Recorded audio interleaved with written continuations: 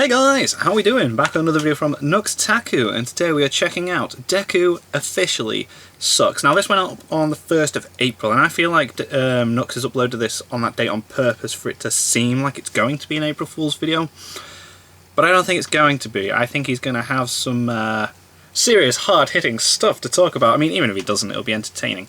Intrigued though, I'm enjoying the current series of My Hero Academia. There's one more episode to go this Saturday, I do believe. I hope this doesn't go into manga spoiler territory. If it does, fine. My fault for checking this out. But let's see what Nux has to say. It's a bit of a long one as well, so make sure you got a beverage or two. I've got a few. And let's do it. As viewers, you may not have realized this necessarily, but as far as critiquing media goes on YouTube, a big part of it is gone. And when I say a big part of it is gone, I mean the whole critiquing part. People are still analyzing media, whether it's anime, cartoons, movies, songs, whatever, but something that used to exist that pretty much cannot be found anywhere anymore is any YouTuber that's actually already popular actually roast anything. Even Mother's Basement, for example, a guy who made his career on roasting Sword Art Online does not roast anything aside from Sword Art Online. He's still going back to that same dead horse to continue beating it, but he doesn't actually critique anything else or anything new or anything at all, aside from saying, oh, this is much better than Sword Art Online. Yeah, or like why something's good. Example, but if you really look around, analyzing an opening. People that actually critique things, but being that entire mindset is met with such negativity from the fans of that given Of course, thing, yeah. How dare you say like it should be different? Popular, no one takes any pot shot at it because, oh, it's too dangerous. People will attack. Sad. You see so much more analysis of the good than critique of the bad, and low-key, that's fine. I do a lot more analysis of the good than critique of the bad. I haven't checked that out. I'm more passionate about talking about what I like than what I don't like. The Vinland Saga video. Today, I realized, wait a second, I'm a relatively large anime channel, yes, you and I am are. passionate about the given topic. Not yes, you passionate are. for my hatred of Deku, the main character of My Hero Academia, which is what this video is going to be about. Damn. But I'm passionate for annoying people with my takes, and it just makes me so happy. I started saying some shiz against Deku on Twitter, and people just started harassing me. Oh, really? And it was so much fun watching them get worked up about it. Oh, that's from I'm a horrible person for this, but at the same time, if you're really getting bent out of shape because I don't like your boy Deku, you kind of deserve it. So that is where my ever-flowing passion for this video is coming from. And because of that, I would like to ask you a favor. If you have a friend that really adores My Hero Academia, or adores Deku, the protagonist, of such a good boy must be protected forever, please share this video to the masses. Because I'm about to spit facts, and I'm going to have a ton of fun doing it. Damn. Sorry, fam, but Deku's a bitch. Now, full disclosure, before I actually get started, I kinda liked Deku until after the tournament arc of My Hero Academia, and since then, I think he's been pretty garbage. So, keep that in mind, because if you do find that Deku was in fact amazing and wholesome and wonderful until that point, well then, I'm kind of agreeing with you. It's only after that point that I think he's become a relatively bad protagonist. Interesting. And my knowledge of this series goes through the villain arc of the My Hero Academia manga, so I'm past where the anime is by quite a bit, but I did not read the most recent arc of the My Hero Academia manga, because I like waiting for the arc to finish and then I read the whole arc in one go. Right. With that in mind, though, I will not be spoiling the manga until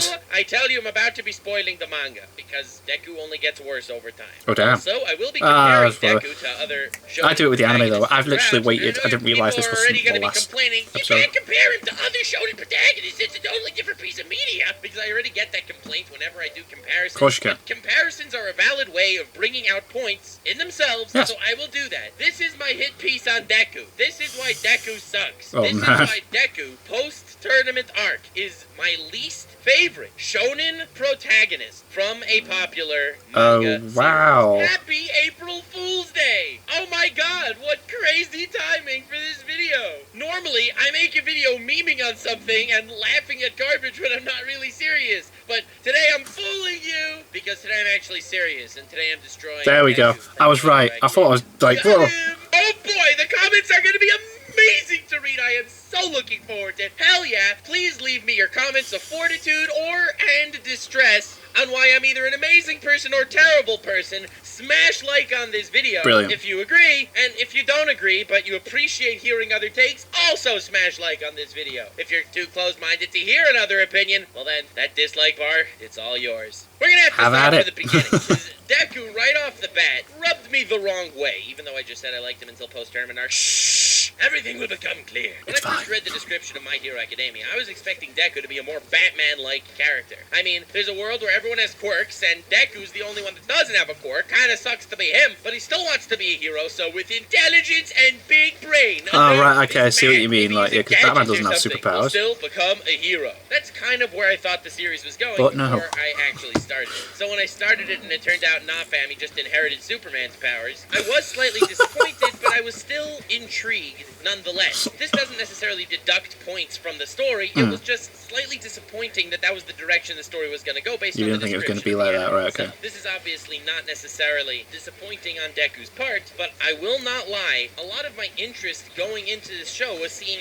how this wholesome boy, where the universe was against him and didn't give him a power, how he was still going to become the #1 hero. But now that he's already inherited the strongest hero's quirk, well, all he has to really do is learn to control that quirk. All the mystique and mystery of how he's going to approach that pedestal is actually kinda gone. When it comes to other series like Naruto or One Piece, or even Black Clover, where the main character also wants to become the Hokage, it's built up, isn't it? Wizard King, that mystery is still there the entire time. How is someone whose ability is to literally stretch his arms longer gonna take on the world government and the strongest emperors of the sea? How is Naruto going to become Hokage? He has a ragtag team of like 10 pirates on his side, and he's out here taking on armies of thousands. Like, even how is he going Asta to do it? And you have the same Black Clover Naruto, slowly is unlocking stuff. You how massive the actual Naruto world is. During the Chunin exams, there are scenes like Neji versus Hinata, where Neji was getting out of hand and he was going to hurt Hinata, and in an instant, the moment he went too far, 3 Jonin incapacitated both fighters. Or when Gaara was attacking Lee after their fight was over, set scales. I see what he's doing here. Appeared between them, brushing off Gaara's attack like it was nothing. This is that Gaara that everyone was terrified of, and Guy brushed off his attack to save his students.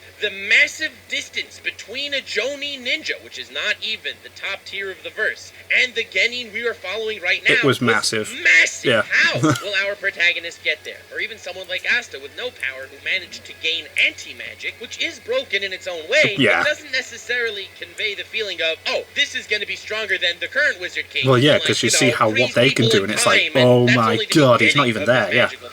Deku, given one for all, right off the bat, eliminated the mystery of how he was going to reach that spot. Yeah, he immediately knows that all he needs to do is master his powers, and he will literally become a carbon copy of All Might. Now, this isn't necessarily a problem when it comes to the story. Every story is coming from a different angle, and this narrative device just needs to be used properly, because it's told again and again that the theme of the greatest hero isn't the strongest hero, it's the hero that will smile in the face of adversity, and a hero with a pure heart. And that's all lovely. But as far as Deku goes, as a protagonist, the interest is not on par with that of Naruto, Luffy, or Asta, to the extent of how they will reach that point. And now, as kind of an addendum to this little point that I'm making right now, it's very important to mention that the power system of My Hero Academia, while great, when it comes to one of the largest themes in the series, and that is people being mistreated in the society based on how they're born, which is, I think, what My Hero Academia excels at, and it's one of the things the villains that are so intriguing in My Hero Academia. As far as the series goes, it does not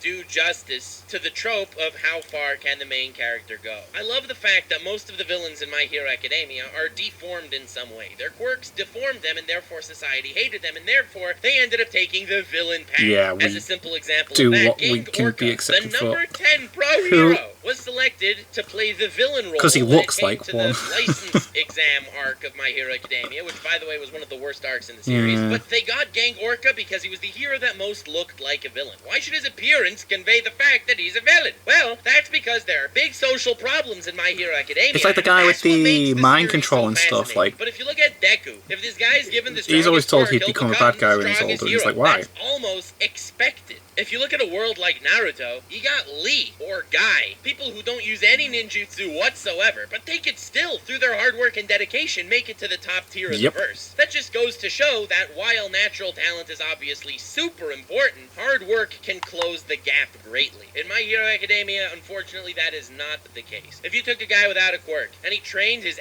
ass off he wouldn't get anywhere. That's true. 15-year-old Todoroki would annihilate him in an instant. Yep. And because of this, it immediately gives us a different perception of Deku before the series even really begins. Now, I'm going to be talking more about Deku's character, not just the circumstances underlying how he becomes who he becomes. He's immediately introduced as the character with the purest heart, and that's basically a given as far as shonen protagonists go on a generic level. I have no complaints as far as that goes. Characteristics the generic like that, shonen trope of the good, kind-hearted, wholesome dude evolves to become super badass. I mean, look, I think Luffy's one of the greatest shonen protagonists of all time, and he does that justice really well.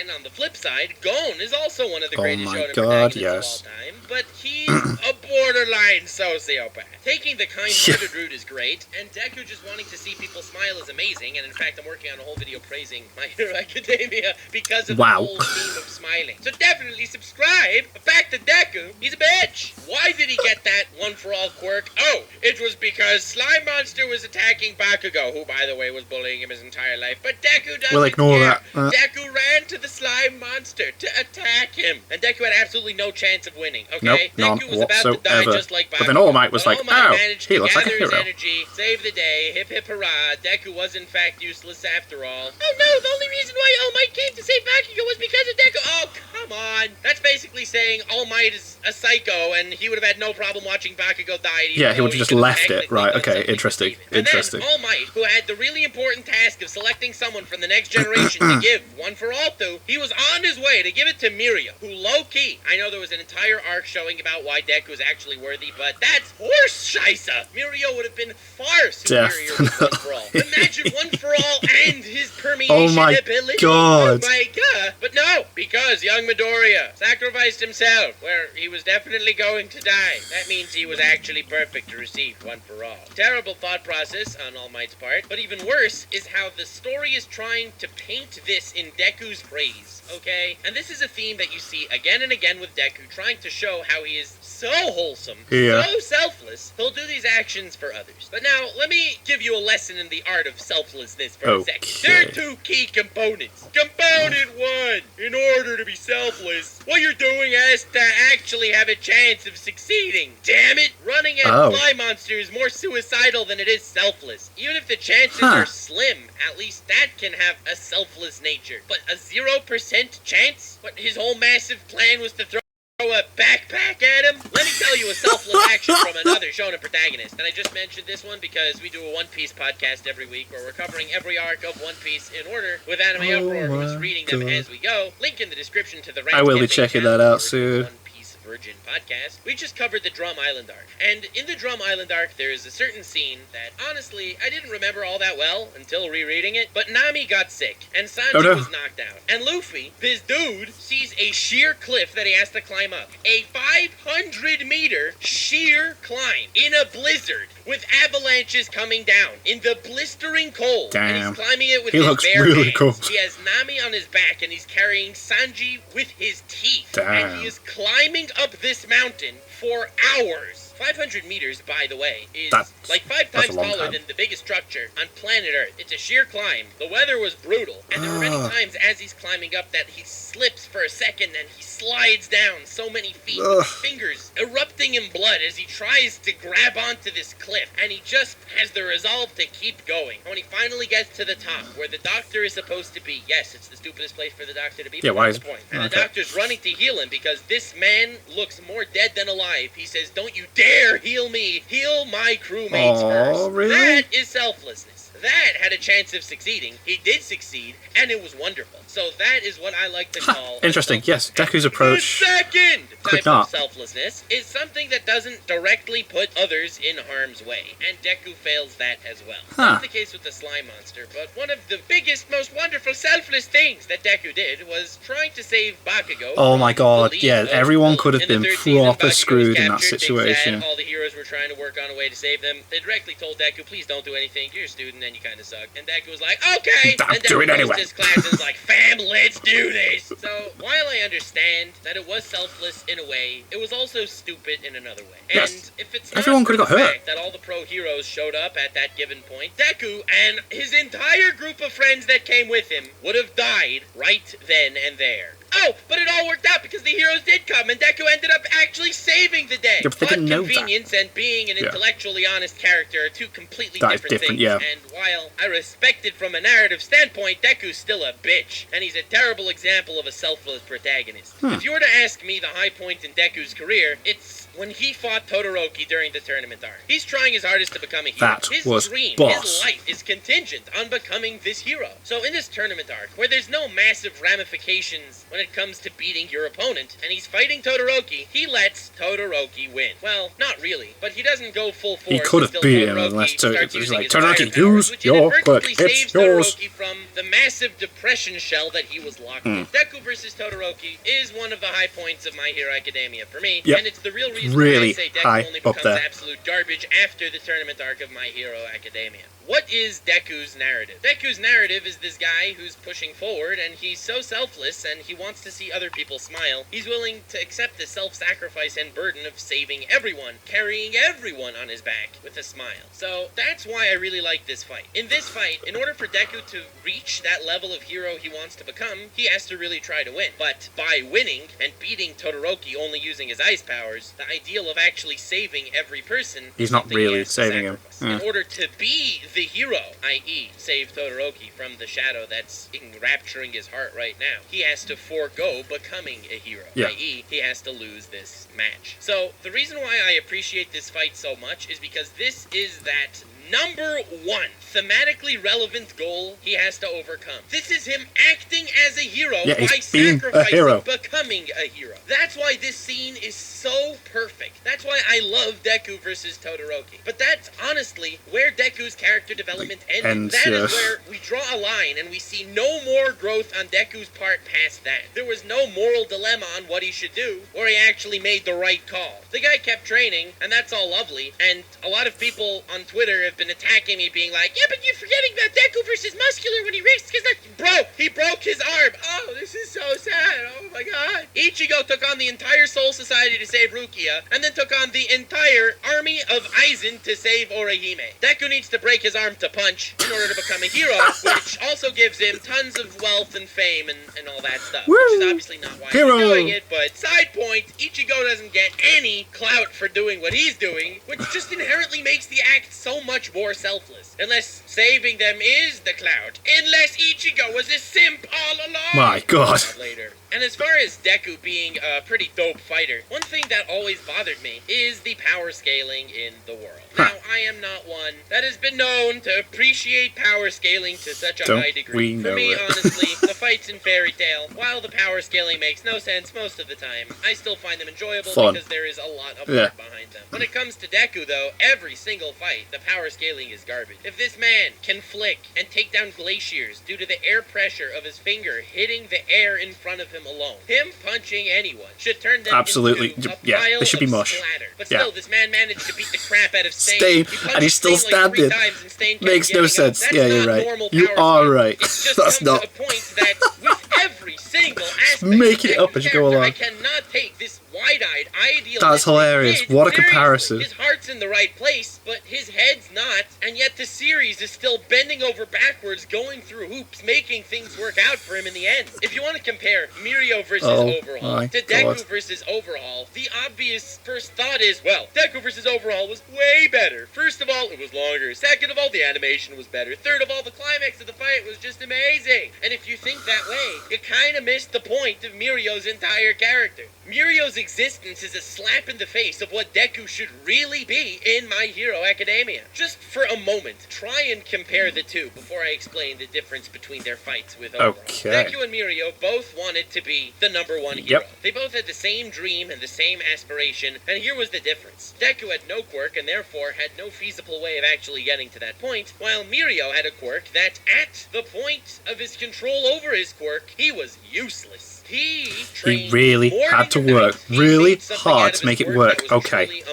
He was also told that he would be a failure. Through his years of Deku training, hasn't really had to work for it all. When he fully managed to control his quirk that he became something amazing. He created Lemillion with his own hands. It wasn't some power-up God-given to him by anime Superman. Just comparing the two, they're in an entirely different league just from the outset alone. Deku needed the power of luck that he bumped into All Might that day to have magically gotten the strongest quirk ever, and Mirio needed to do that whole back-breaking labor aspect of it. Now, I'm not saying that Deku didn't work really hard after he got it. Obviously he did, but that's really not the point. The message that it's trying to convey is kinda sad. The reason why Lee versus Gaara is one of my favorite fights in all of anime is because Lee lost at the end of that fight. It's because it was hard work versus natural talent, and Team Hard Work actually lost. It's a slap in the face. Hard to watch. It's like, no, what?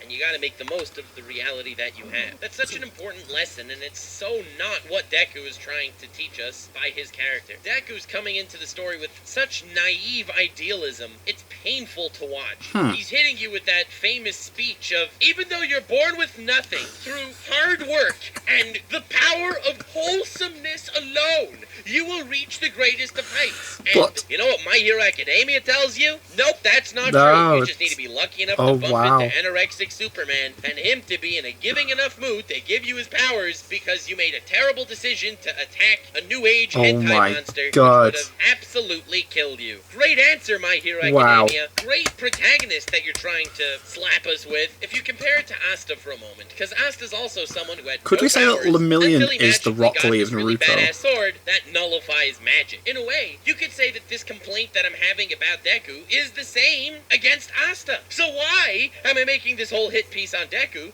and not Asta from Black Clover? I mean, honestly, making fun of Asta would get me way less hate than making fun of Deku. Shouldn't I go down that route? Well, bold of you to assume that the hate is not what I'm looking for. That's first. And secondly, no. Most of Asta's fights aren't actually won purely because of his anti-magic. No. Obviously it helps. Obviously, the shonen ideal of accomplishing the impossible is actually great. But Asta, according to the author, is the second strongest character in the entire Black Clover series on a physical level. Not including magic. This guy would body mages just because he's a physical tank. That's one. Two, he was hoping that when he turned 15 and got his grimoire, it would unlock magical powers. And when it didn't, this man kept training his body. Going anyway. He wanted to actually help people, and he wanted to do better. He wanted to become a wizard king without having magic. An ideal that's ridiculous. But while it would have been impossible for him to do without obtaining this anti-magic, at least the Mad Lad did something productive on his own. To get it, back to Overhaul for a moment, because this arc, it's not like he was like, I want to be the wizard king. It's like he works for it. And it's really honestly where Deku only started getting worse from that point. But before getting into the entire meat and potatoes of that Overhaul fight, if you notice, it ended up with Deku winning against Overhaul in essentially a 1 versus 1. Yes, he got that ultimate Eri bonus Mario Mushroom power-up, but it was, in effect, a one-on-one fight. Focusing on how Asta wins his battles, almost every key fight in Black Clover is where a group of good guys have to work together seamlessly in order to defeat a far more powerful adversary. And that's a theme from the very beginning of the series. Even when Asta obtains this crazy anti-magic, he never actually one-shots these massive opponents. It's still like, when he was up against Beto, who was already slightly tired by wiping out most of the Black Bulls Guild. They only won with this crazy strategy, where Asta would attack full force without needing to worry about any repercussions or if he would get hit. Yeah, it's not like he himself is doing it. They're helping him. His two support fighters. Vanessa, the string mage, who would constantly yoink him out of tough positions and yeet him into portals made by Finral, where he would constantly and consistently open them to save Asta and to put him in a position where he could attack. Asta's focus was solely on the offensive, where the entire defensive was he had to trust them that they'd get him out of the way. That fight is one of my favorite fights in the show. It's great. It pretty much outclasses every single battle in the entirety of My Hero Academia on a technical level. Damn, When it comes to the technicality of fights, My Hero Academia is very lacking. It's just brute force most of the time, isn't it? Versus Todoroki, once again, made me swoon. Deku versus Bakugo, both of the first and second time, were emotional hype beasts, and even something like All for One versus All Might was emotionally riveting. But when it comes to the technicality of the there's not fights, really much they technical all going wind in, down is to there? who has the bigger punch. Yeah, And who's being punching that Deku harder? has a power like he does, that gets him in the position of pretty much always winding down to a 1v1, he'll win with his bigger punch. It's not necessarily because of the heart and inspiration he gives to other heroes to get them excited, like Asta does to get the Black Bulls invested in a battle. It's not that heart that really gets his fights further as much as it is his skill. So being that Deku's fights are won from this quirk that was given to him by All Might, it feels so much less potent than someone like Asta, who wins his fights because of the inspiration he gives his friends to ally with him in this war. I keep diverting my attention from this Deku versus Overhaul fight because really, in essence, the major point I wanted to bring out was the difference between Deku versus Overhaul and Mirio versus Overhaul. While the animation was mind-blowing in Deku vs. Overhaul, and the heart was there, and Eri needs to be protected for all of eternity because she has a smile that must be protected more than the spoilers that Bakugo dies in the manga. Wow, can't believe I let that slip out. Oops, wow, I guess you all know now. Oh, shame that there's no way to cut this piece of the audio out. Oh, I'm sorry. Oh no, we must keep it in. So sad, F's in the chat. So while the fight Deku vs. Overhaul was amazing, and I am stressing it was amazing, it was good, it's not because of Deku's character. This video is not to slap My Hero Academia around at all. I love My Hero Academia. It's to slap around that bitch-ass Deku. Now, if you look at Mirio versus Overhaul, it didn't have that stupendous animation. It didn't add on it was a bit to weird. What the manga's It had loads of just still shots. It was much shorter than I anticipated in the anime version, but it will always stand out in my mind as one of my favorite fights in My Hero Academia, and I cannot say the same for Deku versus Overhaul. And here's why. What is the spirit of a hero? What is this show really trying to teach you about what a hero is all about? A hero is what Mirio was in that point. A hero is not the ridiculously overpowered dude that's fighting villains. One of the most key themes of the entire series is that Deku got his one-for-all quirk because he ran up to the slime monster where he was gonna get eaten. It's because of that spirit. It's not because you're strong. You have someone like Endeavor. The series is painting him over and over again and again that even though he is a character that saved thousands of lives, and he's really powerful, and he's beaten more villains than even All Might, he can't be painted as a hero until his redemption, whatever. Endeavor's my second favorite character. I am looking forward to seeing what happens with Endeavor's character as the story progresses. Of the show itself. But if you look at Mirio, he's amplifying every little aspect of what it takes to be a hero. Can you imagine someone like Mirio who lived his whole life inferior to everyone around him, with a quirk that was so impossible to use and navigate yet he masters it, man. Never do anything until he mastered it. Through his hard work and his tears and his dream of saving 1 million people, he managed to master his quirk for selfless reasons, and with a big smile on his face, this man is an absolute beast. He took on the entire 1A class. That was so cool. That All Might was supposed to give one for all to. He was Night Eye's protege, and he's my favorite character in the entire story. Why is he my favorite character? In part, it's because he didn't get a happy ending in the overall. Man, now, I'm sure that was sad. We'll end up with a happy ending as far as Mirio's character goes. I'm sure that Eri will find a way to reversing his quirk, and everything will go back to normal. But as it is right now, at the end of that arc, the absolute Chad Mirio Phantom menaced the crap out of so many of Overhaul's lackeys, and he was gonna beat Overhaul. He didn't need any Eri buffs. He was just gonna do it himself. Yeah. And then someone takes a bullet and fires it towards Eri. Now this is a hero. This is someone who just sacrificed his absolute entire everything. Life. His whole life was working on holding this work to its absolute best. Everything. He could save 1 million people. Now he gets this really tough emotional and moral dilemma. If he doesn't jump in front of Eri, Eri will die, and he will remain with his quirk to continue trying to save people. But he will then forever be living his life as the person that didn't save her. That poor little girl that he was able to save, which goes against everything he stands for. Jesus. And he jumped in front of a bullet. A bullet that's far more terrifying than just piercing someone's flesh. A bullet that stripped him from his quirk, which thereby stripped him of his dreams, stripped him from his purpose. That is the bullet that killed Lemillion. That scene is so powerful for me. It's a a scene that should have and deserved to be fitted for a protagonist of a series. Mirio is one of my favorite characters in all of anime, and he was given such a powerful scene right here. That is it was boss. It was so, like, what? Deku versus Overhaul did not. Deku just punched him really hard. Yeah, there's no emotion there. Emotional as well. And I'm not trying to take anything away from that fight, but it was completely overshadowed by the display of heroism by Mirio in that given moment. And in an arc that's trying to convey that, no, Deku was the person that deserved one for all. All it really did was convey that, no, Mirio really was the one that deserved it. And what he was sealed a hero.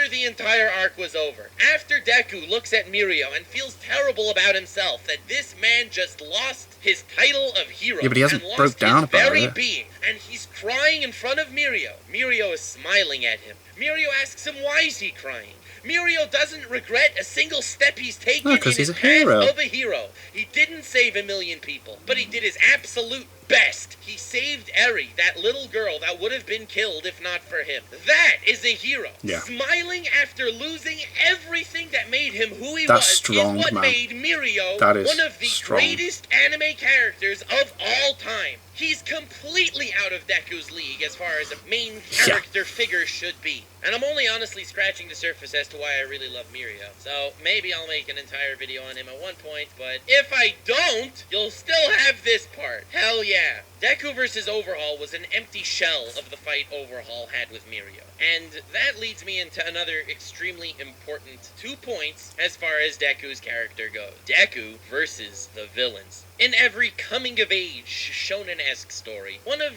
the most important components is the fights. Now, I know a lot of people may view that as superficial as far as the story goes, but the fact of the matter is, they're wrong, and it's really important, okay? Now, as a pretty straightforward example to this is, let's look at a blade. How can you tell if a blade is sharp? By looking at the blade? Well, I guess you could guess what parameters the blade's sharpness has to a point, but you'll be able to figure it out way easier if you actually slice something. And that's really what a fight is. It's a clash of ideals that could bring out far more of a reason for you to understand who the main character is than for the main character to just stroll around in the streets spouting heroic codswallop.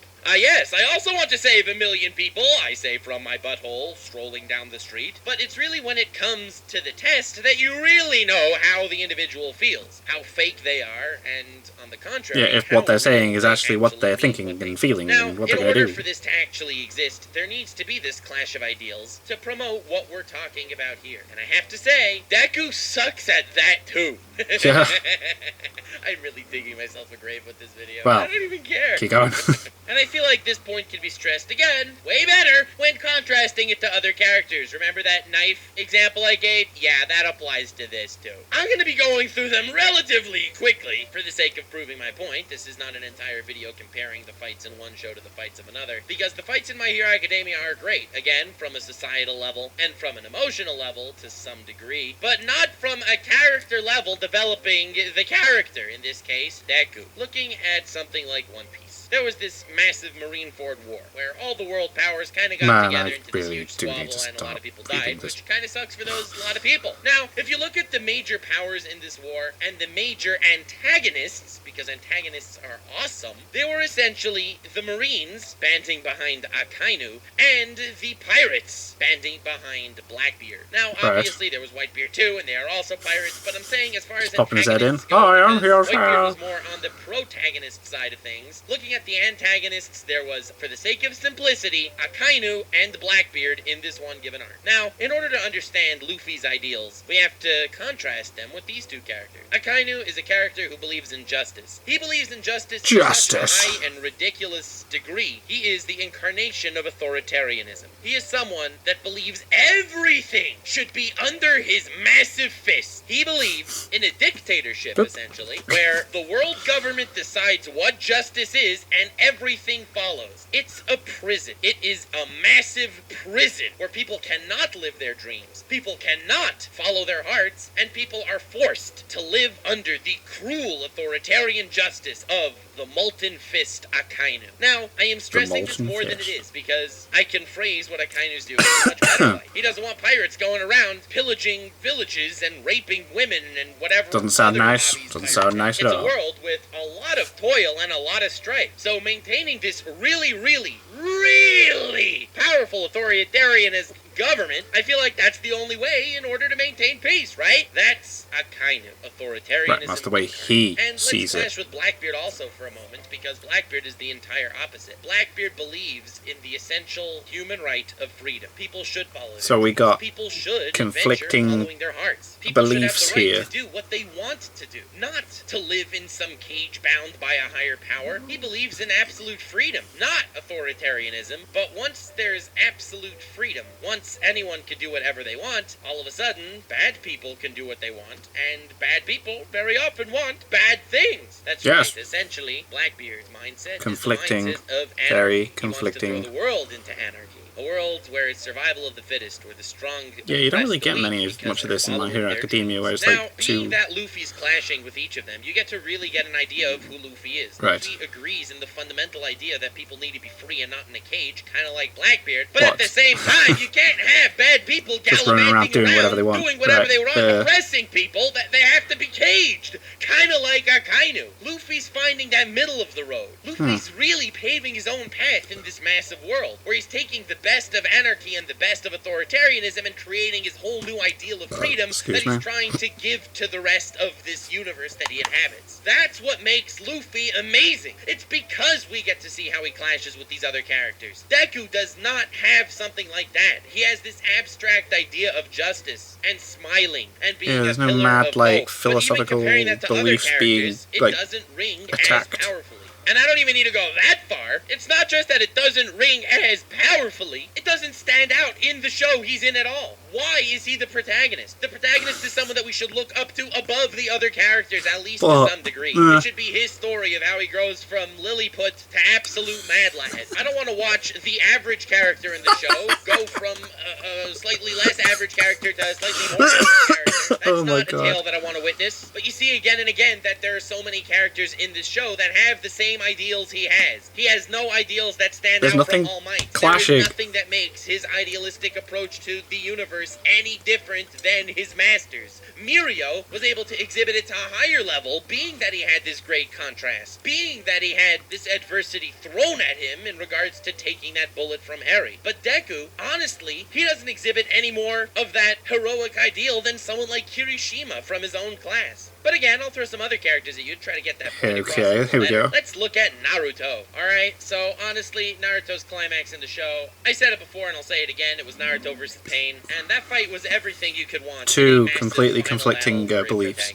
He went from a character that was hated and exiled, essentially, from his entire village. Everyone hated him and excommunicated him from their everyday lives. And then he became someone after this fight that the entire village started to look up to and respect. Immediately, that's the life journey of Naruto. He wanted to be accepted and respected, and that's what happened to him after the Pain fight. So, huge props on that one. That was never an issue of Deku's, so it's not like we can mirror this with a character like Deku. In fact, Deku doesn't have any of those long-standing goals. He doesn't want to be regarded as the #1 hero. He's trying to throw selflessness at you from every corner of his asshole. He just wants to be a hero to save people. He doesn't have that past trauma. I will save you, and I will save you, and I will save you. Is, I guess, getting bullied by Bakugo. But in that case, he never seemed to hold a grudge about Bakugo anyway. You know why? Oh, because he's such a perfect character. He's so nice and wholesome. He didn't even get upset that Bakugo bullied him for years. Well, I mean, that's really nice and great as far as an amazing human being goes, but I'm not watching a show to watch an amazing human being. I can't relate to someone who's just a perfectly awesome human being that doesn't give us an interesting character for anything. Naruto was pissed off at Sasuke for the majority of the series, and you know what? That strengthened his character. If it would have been Deku in those shoes, Sasuke would have been a bitch to him. He wouldn't have gotten jealous. Sasuke would have been overpowered. He wouldn't have gotten jealous. He wouldn't have gotten mad. Nothing would have fazed the guy because he's a perfect angel essential. But back to Naruto versus Pain for a half a second. That was the ultimate clash of ideals. They were both trained by the same master, and because of this, they both had the same end result in mind of creating a peaceful world. But the way Naruto to get wanted there... to view it through an eye of idealism, and Pain was trying to regard it through an eye of cynicism. He didn't believe something like that could actually happen, so he tried to take matters into his own hands and scare the world into submission. Naruto, on the other hand, believed in the hearts of people. He said that people are fundamentally good, unlike Nagato, who viewed people as fundamentally evil. Yeah. I love this contrast so much because it's such a powerful philosophical debate as well. And because of this essential difference in both of their minds, they were able to craft an entire different path to their ideal future. And Naruto won that clash of ideals at the very end. Even more than winning the physical fight. When he went up against Nagato at the very end, and Nagato was completely drained of his power, Nagato said, "You are the chosen student of Jiraiya, and I submit to you.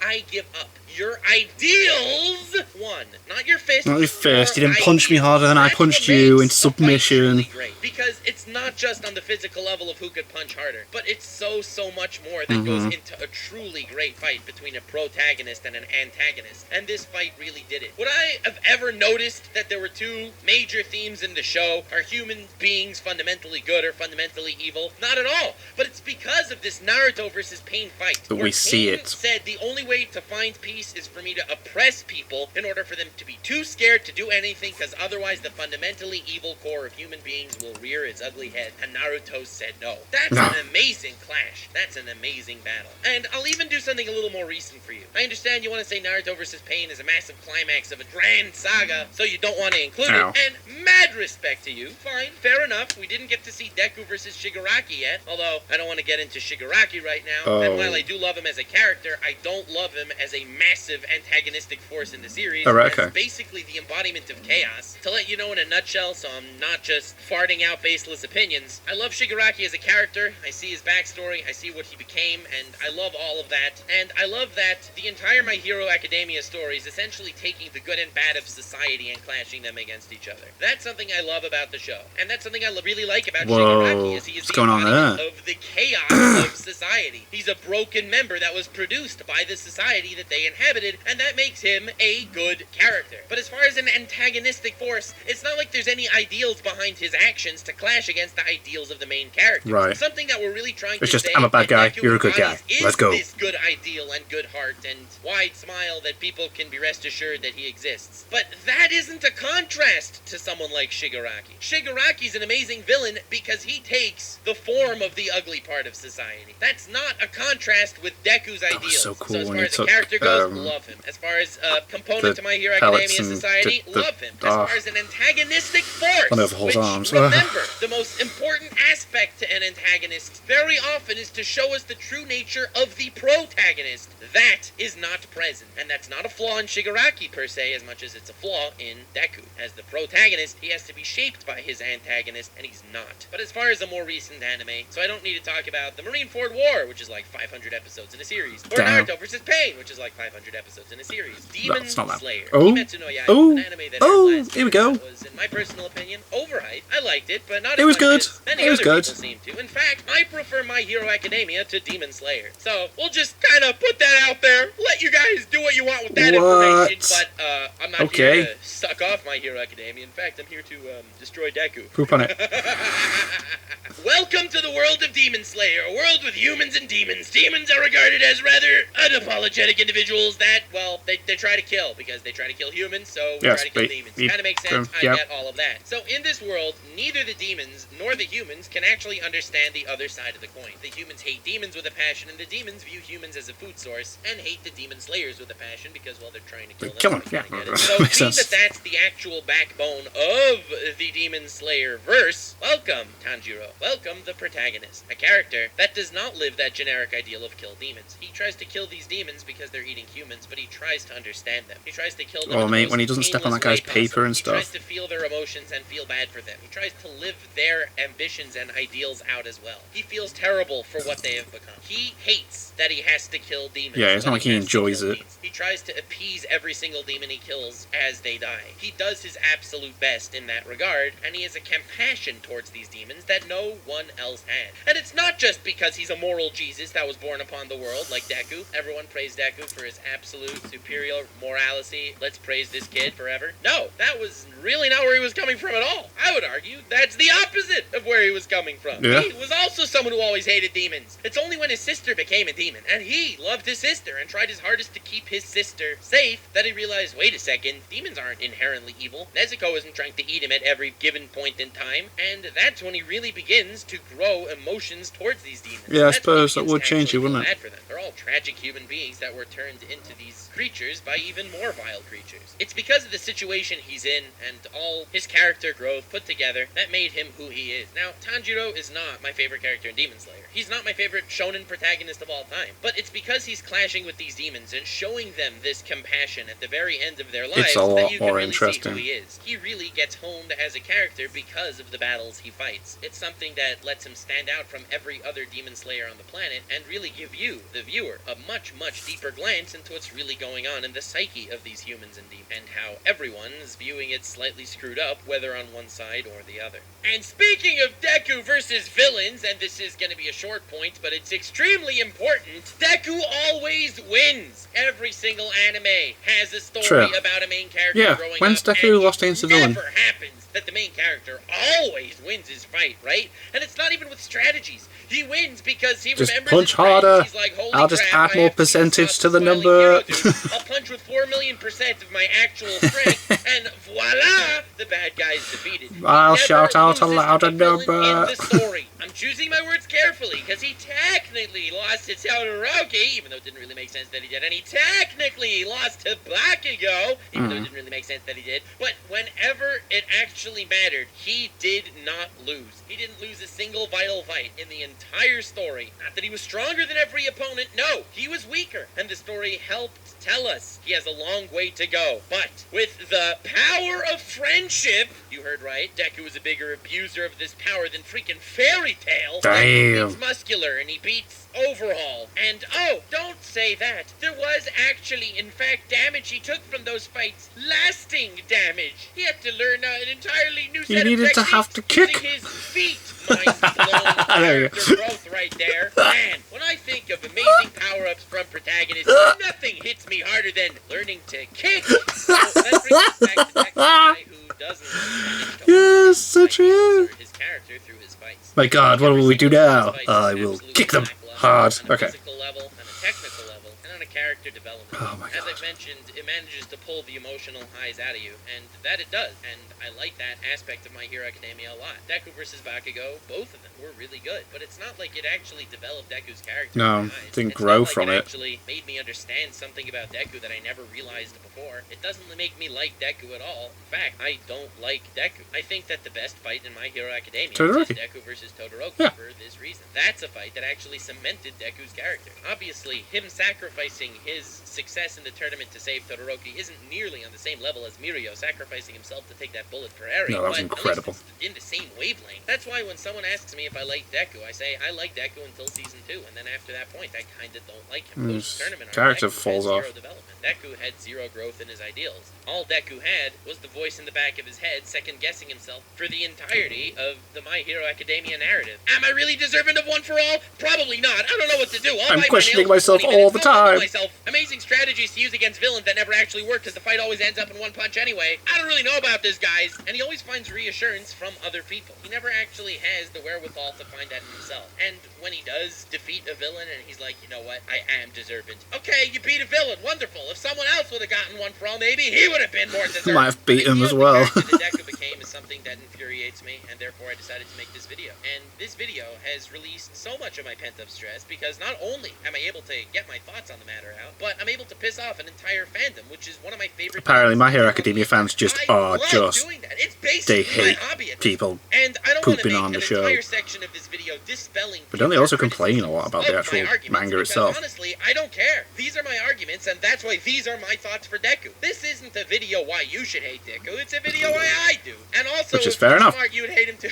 I'm sorry, I just had to say that. But I already know people are going to say, no, if you look at Deku, he has grown. He doesn't cry as much. That is Doesn't such cry as a much. weak Great. mindset. Great. That is the most superficial aspect of his character. Oh, he was a coward, and now he's less of a coward. Wow, look at his character development right here. Holy moly. But it doesn't create an image of who Deku is. It's messages. Oh, now he's a less cowardly hero. Hurrah! Every single arc has Deku giving himself an inner monologue of, I'm stronger now, I'm a better hero now, I won't cry anymore. And honestly, those monologues are kind of boring. It's it's only so many times you can listen to someone moaning about doubting themselves. I had something called character development. Read it and weep, bitch. And he's done that many times throughout the story. I could keep going on, but I feel like I really painted a really good picture on why Deku sucks. Deku's a terrible protagonist, and I feel like almost every other shonen protagonist from mainstream shonen is actually better. I'm not going to mention every single one. I mean, I feel like I don't need to say why Gon is actually a much better character than Deku.